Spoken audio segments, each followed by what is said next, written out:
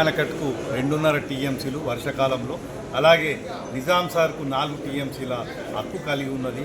కానీ ఈ కాంగ్రెస్ ప్రభుత్వం కృష్ణా గోదావరి జిల్లాల్లో జలాల్లో నీళ్లు తీసుకోకుండా హైదరాబాద్కు దాన్ని మళ్ళీ మెట్రో వాటర్ వర్క్స్కు సింగూరు ప్రాజెక్టును అప్పచెప్పడం జరిగింది.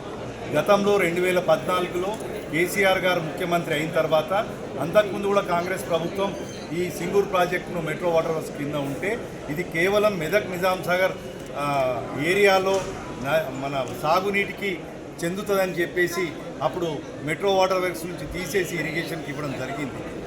దానికి కారణం ఏంటంటే ఇక్కడ రైతులు ఎప్పుడు కోరినా ఇరిగేషన్ వాళ్ళు సూచించగానే ఇండెంట్ పెట్టగానే అటు నీళ్లు విడుదల చేయడం జరుగుతుంది.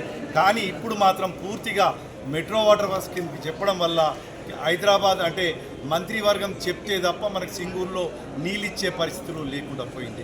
ఇది చాలా ఘోరం, మన ప్రజలకు తీరని అవమానం. ఎందుకు మనం మన జిల్లాలో నీళ్లు స్టోరేజ్ పెట్టుకొని ఎప్పుడంటే అప్పుడు ఇడిస్తేందుకు మాత్రమే సింగూరు ప్రాజెక్టు కట్టడం జరిగింది. కానీ దీని మాత్రం దుర్మార్గంగా ఈ ఆంధ్ర పెత్తందారుల వాళ్ళ కబందాస్తాలకు ఈ ప్రభుత్వం పోయి అక్కడ కృష్ణా గోదావరి జిల్లాలో నీళ్ళు ఎత్తకుండా ఇది తీసుకుపోయింది. కాబట్టి మనం ఇవాళ ఈ దుస్థితికి వచ్చినాం.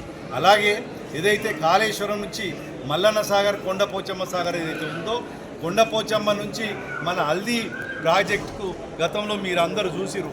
ఎండాకాలంలోనే ఉన్న చెక్ డ్యామ్లన్నీ కూడా బొర్లి మంచి కలకల్లాడినాయి. కానీ ఇవాళ రైతులందరూ కూడా అన్నమో రామచంద్ర అనే పరిస్థితిలో ఉన్నప్పటికీ కూడా నీళ్ళు ఇవ్వని పరిస్థితి ఉంది. ఈ ప్రభుత్వానికి రైతులంటేనే మొదటి స్థానం కాదు, వాళ్ళందరికీ కూడా సుట్కేసులు ఇచ్చే ఆ పెద్ద బడా పెత్తందారులను మాత్రమే చూస్తుంది తప్ప రైతులను చూస్తలేదు.